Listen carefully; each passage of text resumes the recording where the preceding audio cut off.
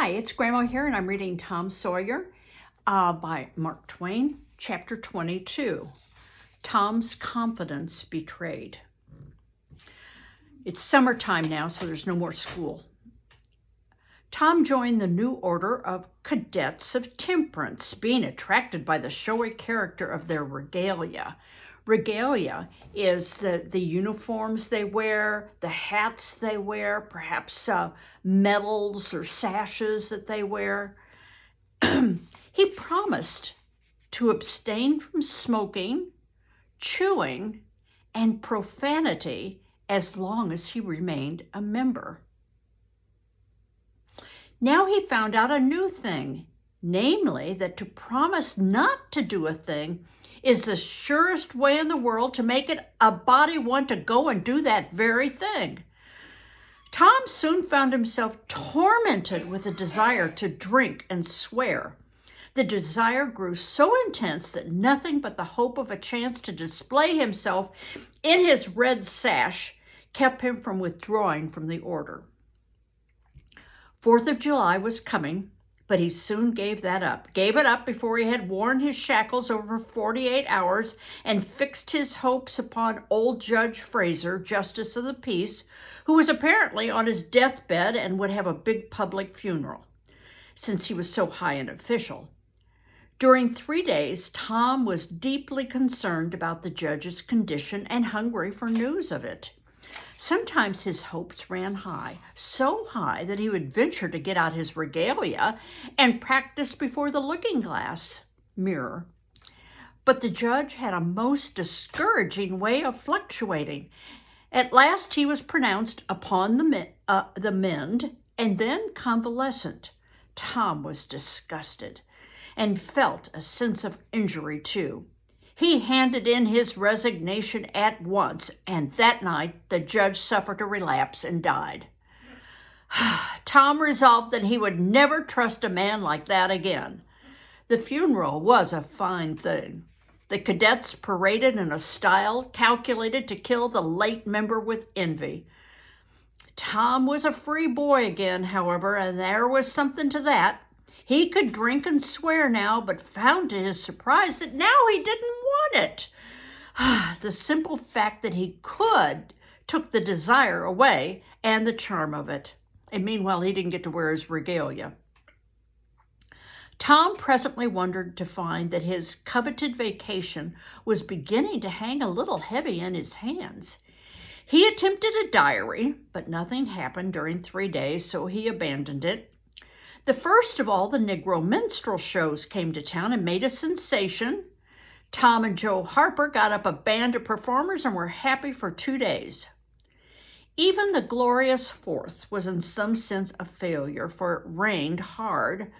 There was no procession in consequence, and the greatest man in the world, as Tom supposed, Mr. Benton, an actual United States Senator, proved an overwhelming disappointment, for he was not 25 feet high, nor even anywhere in the neighborhood of it. A circus came. The boys played circus for 3 days afterward in tents made of rag carpeting. Admission, 3 pins for boys, 2 for girls, and then circusing was abandoned. A phrenologist, that's a person who reads a person's head, the shape of their heads, and a mesmerizer, a hypnotist, came and went again and left the village duller and drearier than ever. There were some boy and girl parties, but they were so few and so delightful that they only made the aching voids between ache the harder.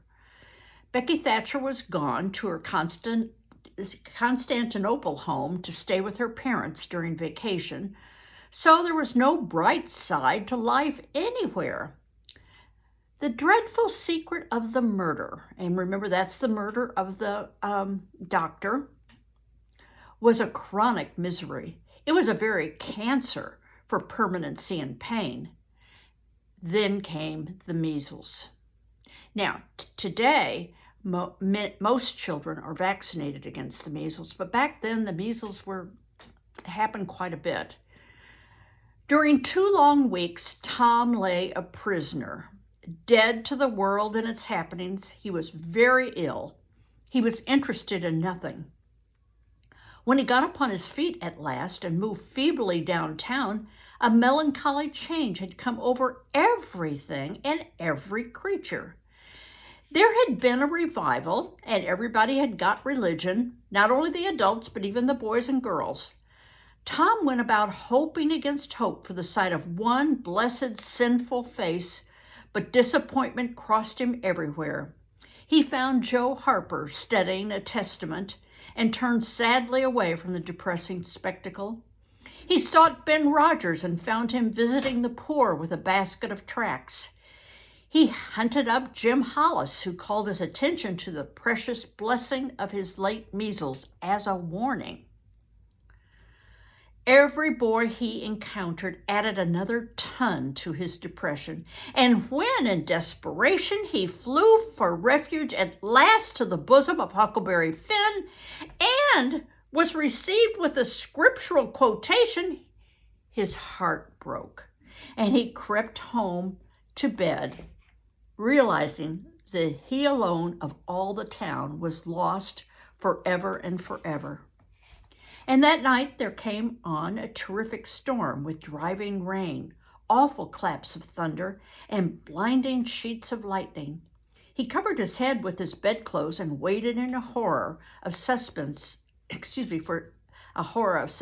for his doom. For he had not the shadow of a doubt that all this hubbub was about him. He believed he had taxed the forbearance of the powers above to the extremity of endurance, and that this was the result. It might have seemed to him a waste of pomp and ammunition to kill a bug with a battery of artillery, but there seemed nothing incongruous about getting up such an expensive thunderstorm as this to knock the turf from under an insect like himself.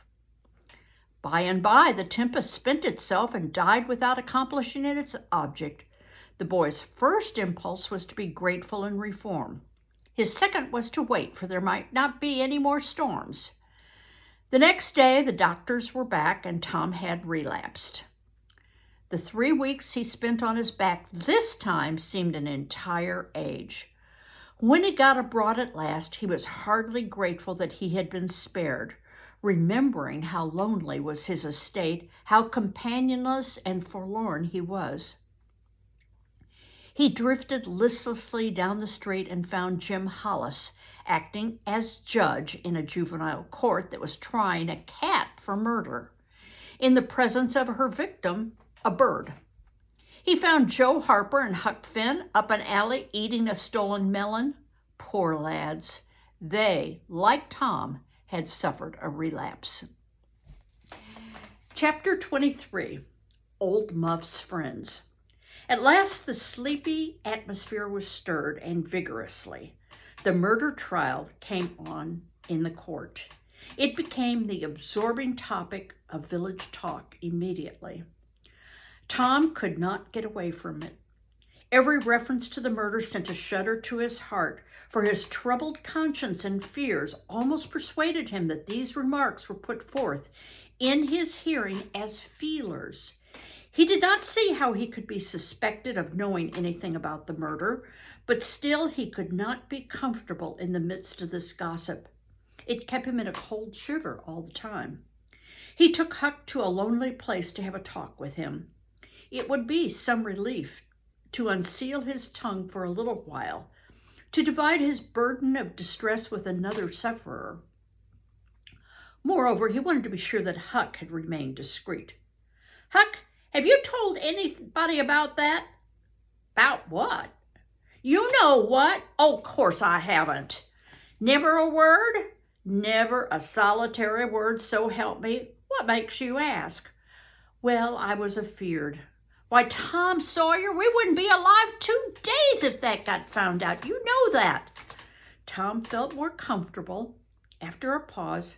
"Huck, they couldn't anybody get you to tell, could they?" "Get me to tell? Why, if I wanted that half-breed to drown me, they could get me to tell, but they ain't no different way." Well, that's all right then. I reckon we're safe as long as we keep mum. But let's swear again anyway. It's more surer. I'm agreed. So they swore again with dread solemnities. What is the talk about, Huck? I've heard a power of it. Talk? Well, it's just Muff Potter, Muff Potter, Muff Potter all the time. It keeps me in a sweat constant, so I just wanted to hide some airs. That's just the same way they go on round me. I reckon he's a goner. Don't you feel sorry for him sometimes? Most always. He ain't no account, but then he ain't ever done anything to hurt anybody. Just fishes a little to get money to get drunk on and loafs around considerable. But Lord, we all do that. Leastways, most of us, preachers and such like.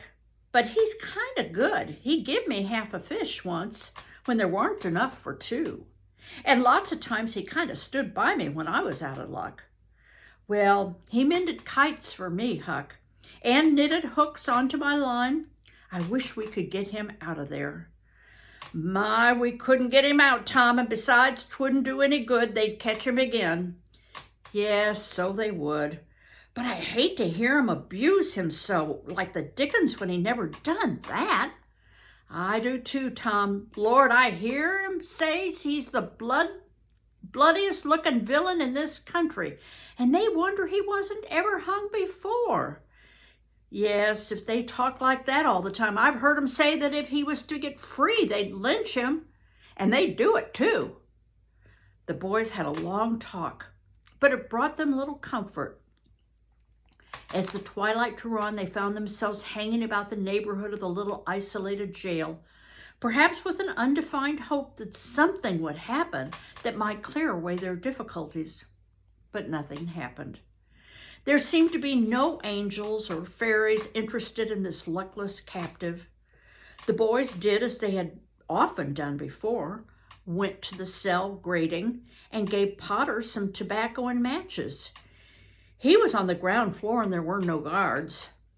His gratitude for their gifts had always smote their conscience before, and it cut deeper than ever this time. They felt cowardly and treacherous to the last degree when Potter said, "You've been mighty good to me, boys, better than anybody in this town, and I don't forget it. I don't. Often I says to myself, says I used to mend all the boys' kites and things and show 'em where the good fishing places was and befriend 'em what I could, and now they've all forgot about Muff when he's in trouble. But Tom don't and Huck don't. They don't forget him," says I. "And I don't forget them. Well, boys, I done an awful thing, drunk and crazy at the time. That's the only way I account for it. And now I got to swing for it, and it's right.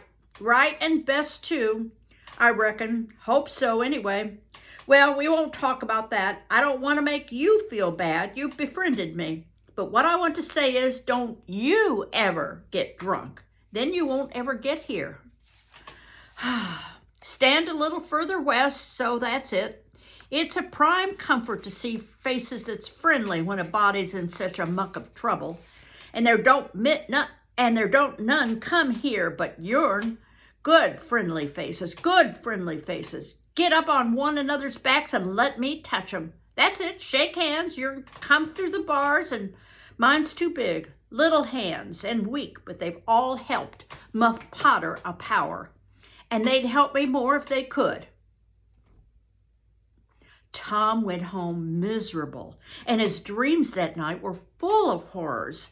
The next day and the day after, he hung about the courtroom, drawn by an almost irresistible impulse to go in, but forcing himself to stay out. Huck was having the same experience. They studiously avoided each other. Each wandered away from time to time, but the same dismal fascination always brought them back presently. Tom kept his ears open when idlers sauntered out of the courtroom, but invariably heard distressing news. The toils were closing more and more relentlessly around poor Potter. At the end of the second day, the village talk was to the effect that Injun Joe's evidence seemed firm and unshaken, and that there was not the slightest question as to what the jury's verdict would be. Tom was out late that night and came to bed through the window. He was in a tremendous state of excitement. It was hours before he could sleep. All the village flocked to the courthouse the next morning, for this was to be the great day. Both sexes were about equally represented in the packed audience. After a long wait, the jury filed in and took their places. Shortly after, Potter, pale and haggard, timid and hopeless, was brought in with chains upon him and seated where all the curious eyes could stare at him. No less conspicuous was Injun Joe, stolid as ever. There was another pause, and then the judge arrived, and the sheriff proclaimed the opening of the court. The usual whisperings among the lawyers and gathering together of papers followed. These details and accompanying delays worked up an atmosphere of preparation that was as impressive as it was fascinating. Now a witness was called who testified that he found Muff Potter washing in the brook at an early hour of the morning that the murder was discovered, and that he immediately sneaked away. After some further questioning, counsel for the prosecution said, "Take the witness." The prisoner raised his eyes for a moment, but dropped them again when his own counsel said, "I have no questions to ask him." The next witness proved the finding of the knife near the corpse. Counsel for the prosecution said, "Take the witness." "I have no questions to ask him," Potter's lawyer replied. A third witness swore he'd often seen the knife in Potter's possession. "Take the witness." Counsel for Potter declined to question him. The faces of the audience began to betray annoyance. Did this attorney mean to throw away his client's life without an effort? Several witnesses deposed concerning Potter's guilty behavior, which brought to the scene of the murder. They were allowed to leave the stand without being cross-questioned. Every detail of the damaging circumstances that occurred in the graveyard upon that morning, which all present remembered so well, was brought out by the credible witnesses, but none of them were cross-examined by Potter's lawyer. The perplexity and dissatisfaction of the House expressed itself in murmurs and provoked a reproof from the bench. Counsel for the prosecution said, "By the oaths of citizens whose sample word is above suspicion, we have fastened this awful crime beyond all possibility of question upon the unhappy prisoner at the bar. We rest our case here." A groan escaped from poor Potter, and he put his face in his hands and rocked his body softly to and fro, while a painful silence reigned in the courtroom. Many men were moved, and many women's compassion testified itself in tears. Counsel for the defense said, "Your Honor, in our remarks at the opening of the trial, we foreshadowed our purpose to prove that our client did this fearful deed while under the influence of a blind and irresponsible delirium produced by drink. We have changed our mind. We shall not offer that plea." Then to the clerk, "Call Tom Sawyer." A puzzled amazement awoke in every face in the house, not even excepting Potter's. Every eye fastened itself with wondering interest upon Tom as he rose and took his place upon the stand. The boy looked wild enough, for he was badly scared. The oath was administered. I'll show you a picture. And you can see there's Muff Potter. But who is this back here? And this is Tom.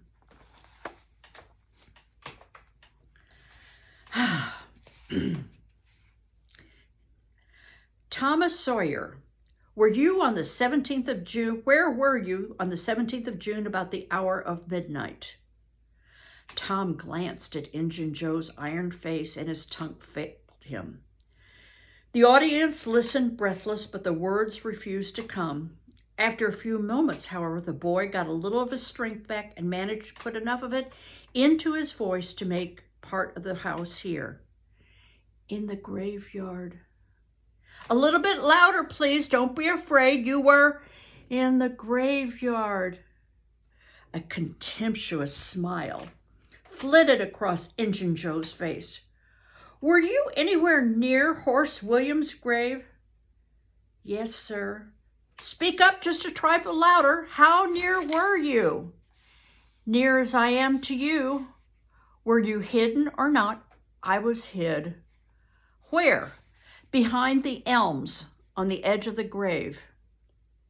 Injun Joe gave a barely perceptible start. Anyone with you? Yes, sir. I went there with... Wait a minute. Never mind mentioning your companion's name. We will produce him at the proper time. Did you carry anything there with you? Tom hesitated, looked confused. Speak out, my boy. Don't be diffident. The truth is always respectable. What did you take there? Only a dead calf. There was a ripple of mirth, which the court checked. We will produce the skeleton of that cat.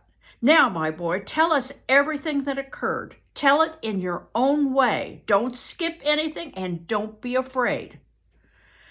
Tom began, hesitatingly at first, but as he warmed to his subject, his words flowed more and more easily.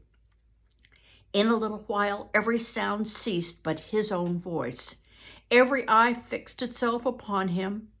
With parted lips and bated breath, the audience hung upon his words, taking no note of time, wrapped in ghastly fascination of the tale.